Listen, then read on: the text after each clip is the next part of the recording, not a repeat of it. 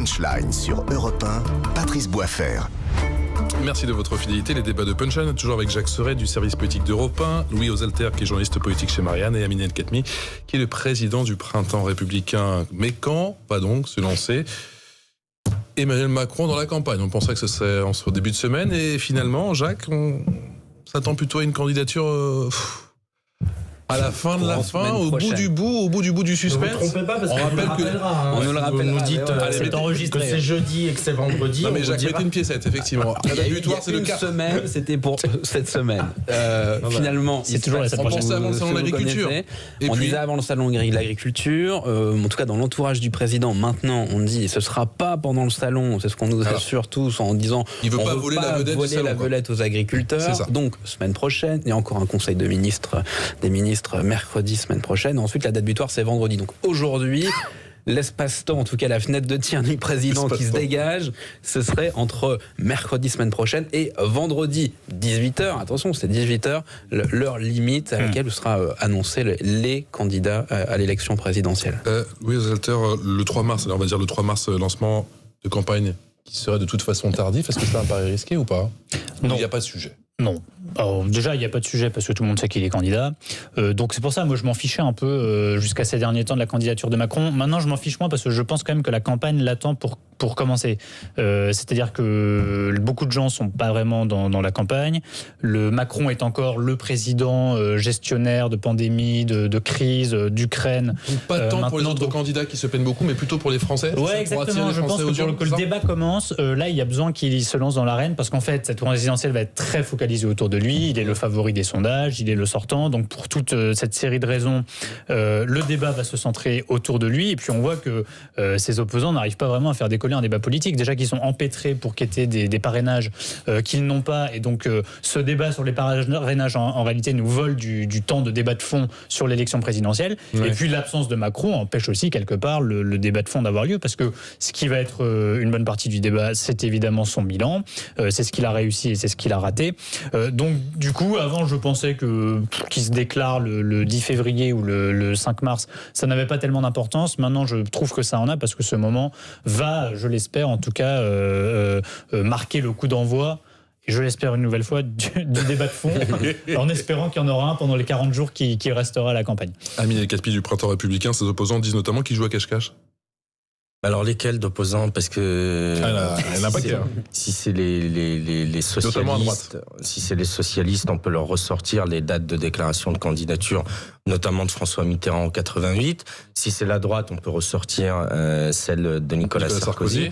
Celle de non, pas François Hollande, il s'est pas représenté. Non, je n'ai pas poussé le mauvais esprit jusqu'à le rappeler. Vous voyez, j'ai essayé. On vous connaît un petit peu.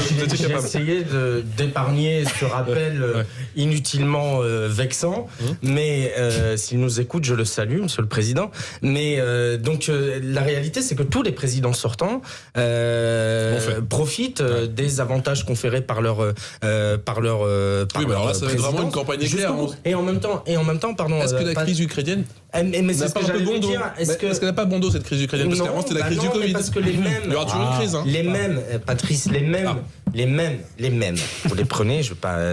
Mais les mêmes qui disent oui, c'est quoi ce président qui ne descend pas dans l'arène, aurait dit, s'il s'était déclaré, mais c'est quoi ce président qui, pendant qu'une guerre éclate et qu'une pandémie continue à faire des morts, n'est pas concentré sur sa tâche, et qu'est-ce que c'est ce mélange des genres, etc. Les mêmes auraient trouvé des arguments inverses. Qui disent aujourd'hui que le président fait une campagne sur le dos du contribuable?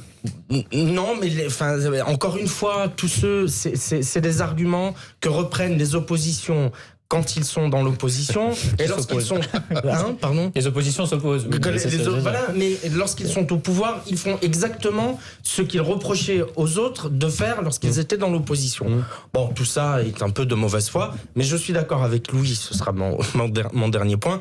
C'est vrai qu'on est dans un espèce de moment où on attend qu'il descende parce qu'il n'y a pas de débat. On a l'impression qu'il n'y a pas de campagne, il n'y a pas tout le monde attend que le président devienne candidat et que enfin ça lance le débat. Jacques Serret. En même temps, au final, c'est son absence que depuis janvier, on en parle de sa candidature, même fin d'année, décembre, janvier. Au final, c'est son absence qui le place au centre du débat depuis 2-3 mois maintenant.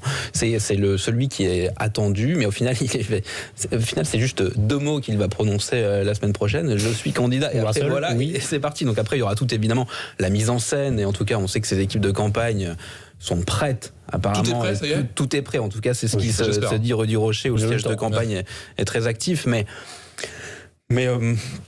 voilà, en tout cas, qu'est-ce qui va changer concrètement dans le débat ? C'est que aujourd'hui, il n'est pas candidat, le débat est autour de lui et sur sa non-candidature. Et une fois qu'il sera officiellement candidat, ce sera toujours autour de lui. Après, voilà, c'est peut-être l'apanage du sortant. Amine El-Khatmi du Printemps républicain, ça va vous plaire. Le grand débat permanent, une idée peut-être pour un second quinquennat d'Emmanuel Macron. L'entourage du presque candidat teste l'hypothèse d'une plus grande participation citoyenne dans l'élaboration des lois, comme l'une des promesses que pourrait porter justement le chef de l'État, et cela dans sa future campagne.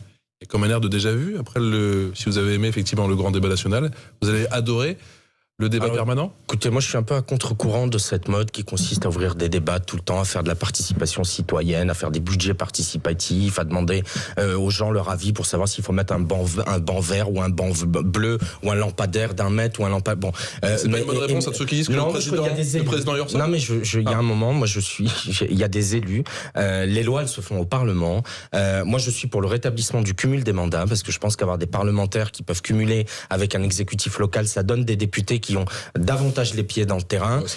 Et je trouve toutes ces conventions citoyennes, que ce soit sur le climat, etc., je trouve que ça ressemble à des coquilles vides et je trouve que ça porte peut-être parce que ça n'a pas marché, parce que le climat c'était une catastrophe. Atteinte à la légitimité des élus. On a des élus qui sont élus pour décider. Laissons-leur décider. Si on n'est pas content, on les vire à l'élection suivante. Mais on n'a pas entravé l'action des élus par des conseils citoyens.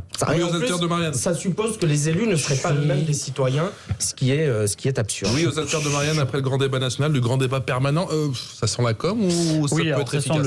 J'ai lu ça dans Le Monde, ça sent la com à plein nez, évidemment, mais je remarque quand même que, Macron n'a pas été mauvais dans l'exercice du grand débat. Deuxièmement, nous n'avons jamais eu les résultats du grand débat. Vous savez, les fameux cahiers de doléances qui étaient déposés, ils ont été perdus en chemin. Pourtant, ils devaient être numérisés, ça devait être une trace d'histoire importante, un pouls du pays. Mais c'est vrai, non, mais c'est intéressant d'avoir, classé secret. À un moment donné, d'avoir ce qu'ont écrit les Français en 2019 parce qu'on leur a demandé de le faire et que beaucoup sont prêtés à l'exercice. Ça, on ne l'a pas. Le gouvernement ne communique pas du tout dessus en disant que c'est de toute façon inexploitable, mais quand même, à l'heure du big data, de la donnée, de la numérisation de tout, on pourrait quand même mettre ces documents à la disposition de tout le monde. On y trouvera peut-être une matière intéressante à débat, justement.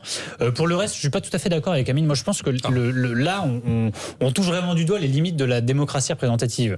On va les toucher, à mon avis, peut-être à la présidentielle s'il y a une faible participation, sans aucun doute aux élections législatives, si la participation est encore plus basse qu'en 2017 où un Français sur 2 ne s'est pas déplacé pour aller élire son député. C'est pour ça que quand vous dites il y a des élus, oui c'est vrai, il y a des élus effectivement, et il y a beaucoup d'élections en France. Régulièrement, on est appelé à élire des gens, mais il y a une grande partie de la population qui n'a plus envie d'élire des élus, et surtout pas des députés, parce qu'elle sait que de toute façon, ils seront le dos sur la couture du pantalon et qu'ils voteront ce qu'on leur dira de voter à l'Élysée et à Matignon. Et par ailleurs, j'en termine par là, peut-être que déjà les moyens numériques d'un côté, mais aussi la nouvelle façon de s'approprier la décision, le fait que les gens se désintéressent de la vie politique en tant que telle, mais ne se désintéressent pas de la prise de décision, peut nous conduire à trouver d'autres modalités de diriger un pays que uniquement l'élection d'un chef tous les 5 ans, chef auquel on aura très envie de couper la tête 5 ans plus tard.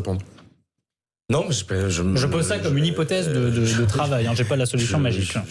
Moi, je persiste à considérer qu'il faut revaloriser le rôle des élus. Je suis par exemple pour la proportionnelle et pas intégrale, mais en tout cas une proportionnelle, ça peut être une dose de proportionnelle, 15, 20, 25%, pour que des mouvements politiques qui ne sont pas... On parlait des signatures et du scandale démocratique, il y en a un autre. Je veux dire que des millions de Français qui votent pour Marine Le Pen, qui l'ont placée au second tour, des millions de Français qui votent pour Mélenchon, soient représentés respectivement par, de mémoire, 8 députés pour elle et à peine un groupe constitué avec des gens de l'outre-mer en plus pour pouvoir le boucler pour l'autre, c'est un scandale démocratique. C'est pas normal. Donc, revalorisons la place et le rôle des élus. Je dis pas qu'il faut pas consulter. J'ai été élu local, j'ai animé des conseils de quartier. Je trouve ça bien, mais je pense qu'il faut que ça reste à sa juste place, que ça n'empiète pas sur le rôle des élus, que ça ne conteste pas et que ça n'affaiblisse pas leur légitimité, parce que et traiter l'abstention est un vrai sujet. C'est aussi pour ça qu'ils vont pas voter. Le Rassemblement national n'a pas de groupe. Il y a des mouvements importants dans le paysage politique qui sont pas représentés à l'Assemblée, et c'est là que je dis qu'on touche du doigt certaines limites du modèle qui est le nôtre. Pas celui tant de la démocratie représentative en tant que telle, mais le fait que, en fait, tous les 5 ans, on remet notre destin entre les mains d'un sauveur ou un prétendu sauveur, et on est toujours déçu. Et c'est normal qu'on soit déçu, c'est normal, c'est pas une personne seule qui va sauver la France. C'est rarement, c'est déjà arrivé dans l'histoire. Merci beaucoup à tous les trois. Jacques Seret, Louis Osalter, journaliste chez Marianne, Aminé Khatmi, président du Printemps. C'est Patrice. Républicain, vous aimez le foot ? Oui. Aminé Khatmi ? Non. Allez, oui, absolument, j'adore ça. Vous restez sur mon plateau alors ? Oui. Vous restez en plateau parce qu'il y a une soirée spéciale, effectivement. Ce soir, sur Europe 1, vous en avez l'habitude, soirée spéciale Ligue des Champions. Très bien. Et notamment un très très beau Chelsea. LOSC, c'est l'équipe de Lille. Ah, c'est vraiment ça me rassure quand même, effectivement. Soirée spéciale de 20h à 23h30, Chelsea-Lille en direct sur Europe 1. 8e de finale, une soirée de rêve commentée, notamment par l'ami Lionel Rosso. Excellente soirée en notre compagnie sur Europe 1. À très vite. Punchline. 18h, 20h. Sur Europe 1.